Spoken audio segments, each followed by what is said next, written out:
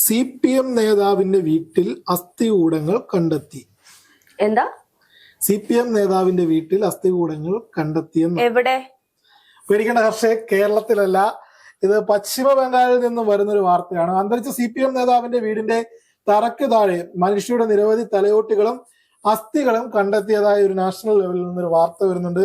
പഴയ കെട്ടിടത്തിന്റെ അറ്റകുറ്റപ്പണികൾക്കായി തല കുഴിച്ചപ്പോഴാണ് മനുഷ്യാവശിഷ്ടങ്ങൾ കിട്ടിയത്. 24 പർഗാന ജില്ലയിലെ അശോക് നഗറിലാണ് സംഭവം. അല്ല, അപ്പോ CPM-നെ എതിർത്ത് കഴിഞ്ഞാൽ ഇല്ലാതെയാക്കി കളയുമെന്ന് ചിലരൊക്കെ പറയുന്നത് കേൾക്കുമ്പോ അത് സത്യമായിരുന്നോ?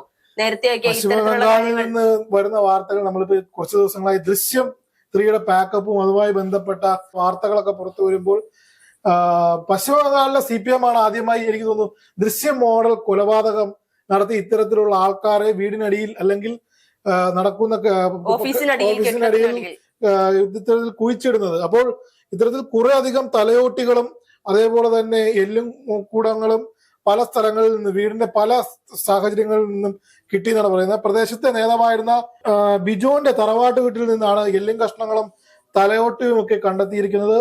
അല്ല, ഈ പറഞ്ഞ നേതാവ് ഇപ്പോൾ ജീവനോടെ ഇല്ലല്ലോ, അദ്ദേഹം മരണപ്പെട്ടു. അല്ല, തീർച്ചയായിട്ടും അതാണ് ചോദിക്കുന്നത്. അതായത് അറ്റകുറ്റപ്പണികൾക്കായി വീടിന്റെ തറ തോണ്ടിയപ്പോഴാണ് അത് മനസ്സിലാക്കണം. അതായത് ഇപ്പോ ഈ ബിജോന്റെ മകളാണ് ഇപ്പോൾ ഇവിടെ താമസിക്കുന്നത്. അപ്പൊ അവർക്ക് വന്നു ചേരുന്ന ഒരു ഭവിഷ്യത്ത്, അവരിപ്പോ മമതാ ബാനർജിയൊക്കെ പേടിച്ചായിരിക്കും ഇവിടെ ജീവിക്കുന്നത്. അത്തരം ഒരു ഘട്ടത്തിലാണ് വീടിന്റെ തറ തോണ്ടിയപ്പോൾ അവിടെ നിന്ന് എല്ലും കഷ്ണങ്ങളും തലയോട്ടികളും എല്ലാം കണ്ടെത്തിയിരിക്കുന്നത്.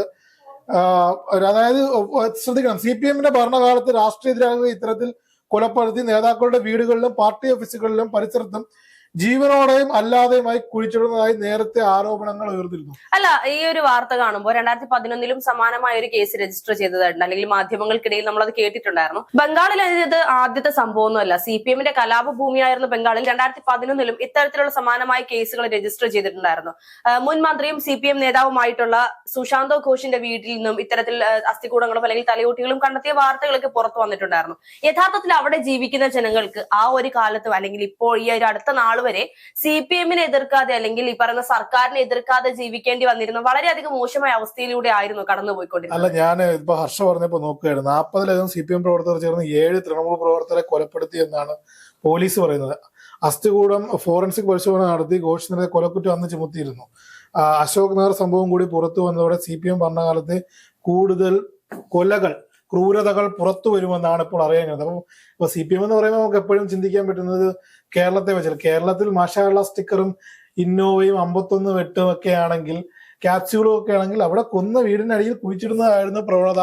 ഒരു കാലത്ത് ബംഗാൾ CPM-ന്റെ കയ്യിലായിരുന്നു. അപ്പോൾ ബംഗാൾ അത്തരത്തിൽ രാഷ്ട്രീയ എതിരാളികളെ കൊന്ന് ചിരിച്ച മുഖവുമായി ചെന്ന് രാഷ്ട്രീയ എതിരാളികളെ കൊന്ന് ഈ വീടിനടിയിലേക്ക് കുഴിച്ചിട്ടതിന് ശേഷം ഇതിന്റെ ഓരോ തെളിവുകൾ ഇനിയിപ്പോ ഓരോ വീടുകൾ അത് പേടിപ്പെടുത്തുന്ന ഒരു സംഭവമാണ്. അല്ല, ഈ പറയുന്ന മന്ത്രിമാര് അല്ലെങ്കിൽ ഈ പറയുന്ന ആളുകൾ MLA-മാരൊക്കെ 20, 25, 15 വർഷത്തോളമായിട്ട് ആ ഒരു സ്ഥാനം. ഞാൻ ആലോചിക്കുന്നതല്ല, ആരായിരിക്കും അവിടെ ക്യാപ്സ്യൂൾ ഇറക്കുന്നതിനൊക്കെ? കേരളത്തിൽ തന്നെ സൈബർ സഖാക്കൾ എല്ലാവരും തന്നെ ഉണ്ട്. ബംഗാളിനെ സംബന്ധിച്ച് ബംഗാളിൽ ക്യാപ്സ്യൂൾ ഇറക്കാൻ കേരളത്തിൽ നിന്നും സൈബർ സഖാക്കൾ അയക്കേണ്ടി വരുമോ ഹർഷി?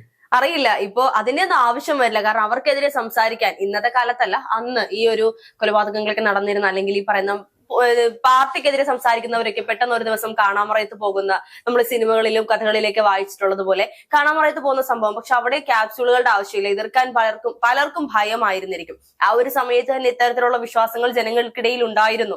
തങ്ങൾ സംസാരിച്ചു കഴിഞ്ഞാൽ തങ്ങളെ ഇല്ലാതാക്കുമോ, കൊന്നുകളയുമോ. പക്ഷെ കൊന്നുകളഞ്ഞാൽ പിന്നെ അവരെവിടെ എന്താണ് ബോഡി ചെയ്യുന്നത് എന്നുള്ളൊരു. അല്ല, ഇപ്പൊ ഇത്തരത്തിലൊരു വാർത്ത വരുമ്പോൾ അവിടുത്തെ പഴയ CPM നേതാക്കളുടെ ഇപ്പോൾ താമസിക്കുന്ന അവരുടെ മക്കൾ മരണപ്പെട്ടിട്ടുണ്ടെങ്കിൽ മക്കളൊക്കെ താമസിക്കുന്ന വീടുകളുടെ ഓരോ മുക്കും മൂലയും ഒന്ന് കുഴിച്ചു നോക്കിയാൽ നമ്മൾ മിസ്സിംഗ് കേസ് എന്ന് പറഞ്ഞ് വെസ്റ്റ് ബംഗാൾ പോലീസ് പല ഘട്ടങ്ങളിലും ക്ലോസ് ചെയ്ത വ്യക്തികളുടെ ശവശരീരങ്ങൾ അല്ലെങ്കിൽ ശവശരീര അവശിഷ്ടങ്ങൾ തലയോട്ടിയും കാലും ഒക്കെ തന്നെ ഫോറൻസിക്കിന് അയച്ചാൽ പണ്ട് ഇവിടെ ഇപ്പൊ പറയുമല്ലോ, പണ്ട് മിസ്സിംഗ് ആയ കുറെ പേര് സുകുമാരൻ, അഴകപ്പൻ അങ്ങനെയൊക്കെ മിസ്സിംഗ് ആയ ബോഡികളൊക്കെ കിട്ടുമല്ലോ. അപ്പോ അത്തരത്തിൽ അവിടെയുള്ള പല ചാറ്റർജിമാരുടെയും ബാനർജിമാരുടെയും ചതോപാധ്യായമാരുടെയും ഒക്കെ അവശിഷ്ടങ്ങൾ ഇതേപോലെ വീടിന്റെ മതിൽക്കെട്ടിനകത്ത് നിന്നും ക്ലോസറ്റിന്റെ അടിയിൽ നിന്നും അല്ലെങ്കിൽ കിടപ്പുമുറിയിൽ നിന്നും ഒക്കെ എന്തിനാണ് ഇവർ ഈ വീട്ടിനകത്ത് കുഴിച്ചിടുന്നത് അല്ലെങ്കിൽ പാർട്ടി ഓഫീസിനകത്ത്? ഈ പറയുന്നത് പോലെ ദൃശ്യം സിനിമയിൽ പറയുന്നുണ്ടല്ലോ, അതായത് ചെയ്യുമ്പോൾ മനസ്സിലാക്കുക, അതെ, ഈ ഒരു രഹസ്യം എന്നോടൊപ്പം മണ്ണോടുകൂടി അലിയട്ടെ അല്ലെങ്കിൽ മണ്ണിൽ ചേരട്ടെ എന്ന്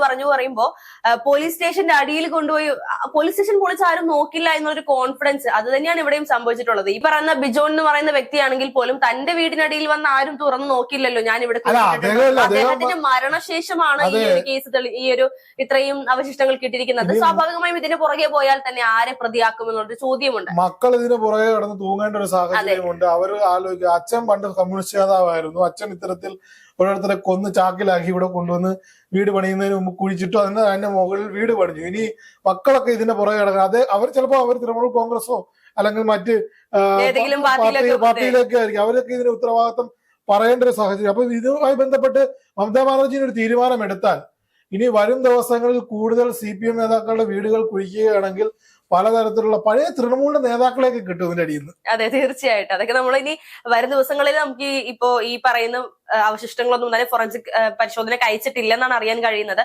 അയച്ചു കഴിയുമ്പോൾ അറിയാം ഇത് ആരുടെയൊക്കെ അവശിഷ്ടങ്ങൾ അല്ലെങ്കിൽ ആരൊക്കെ ആയിരുന്നു പണ്ട് മരിച്ചിരുന്ന ആളുകളെ എന്നുള്ളത്, അവരുടെ കുടുംബവുമായി ബന്ധപ്പെട്ടുള്ള കാര്യങ്ങൾ അറിയാൻ സാധിക്കും. എന്തായാലും കൃത്യമായ നിലപാട് ഇതിന് എടുത്തേ തീരുവുള്ളൂ എന്നുള്ളതാണ്. കാരണം 20-25 വർഷം ഈ ഒരു സ്ഥാനത്ത് തുടരുമ്പോൾ അതിന് പിന്നിൽ എന്തായിരുന്നു എന്നുള്ളതിന്റെ യാഥാർത്ഥ്യ വശങ്ങളാണ് ഇപ്പോൾ പുറത്തു വരുന്നത്. നേരത്തെയൊക്കെ ജനങ്ങളുടെ പിന്തുണയോടുകൂടി ജനങ്ങളുടെ സ്നേഹത്തോടു കൂടി വീണ്ടും അധികാരത്തിലേറ്റി എന്ന് പറയുമ്പോൾ അതിനപ്പുറം ഭയപ്പെടുത്തിക്കൊണ്ട് എതിരാളികളെ ഇല്ലാതാക്കിക്കൊണ്ട് പോയി. ഈ നമ്മള് കേരളത്തിൽ എടുത്ത് നോക്കിയാല് കണ്ണൂരിൽ നമ്മൾ ഇത്തരത്തിലുള്ള ഒരു നീക്കങ്ങളൊക്കെ കാണുന്നത്. കണ്ണൂരിൽ നിന്ന് പലപ്പോഴും നമുക്ക് പലയിടത്തും കുഴിച്ചിട്ട ബോംബുകൾ ലഭിക്കും, സ്റ്റീൽ ബോംബുകൾ ലഭിക്കും, തലയൊട്ടിയൊക്കെ അപൂർവമായൊക്കെ ലഭിച്ചിട്ടുള്ളൂ. പക്ഷേ മനസ്സിലാക്കണം, കണ്ണൂരുള്ള നേതാക്കന്മാർ മറന്നുപോയ ബോംബുകളാണ് ഏറ്റവും കൂടുതൽ. അതിനല്ല, കണ്ണൂർ എന്ന് പറയുന്ന ഒരു കാലത്ത് കലുഷിതമായ രാഷ്ട്രീയ സാഹചര്യം എല്ലാ പാർട്ടികളും, ഇപ്പം ഇവിടുത്തെ എല്ലാ രാഷ്ട്രീയ പാർട്ടികളും മിക്കതരത്തിലുള്ള രാഷ്ട്രീയ പാർട്ടികളെല്ലാം തന്നെ ബോംബ് ആക്രമണത്തിന്റെ രാഷ്ട്രീയം, വടിവാൾ രാഷ്ട്രീയം.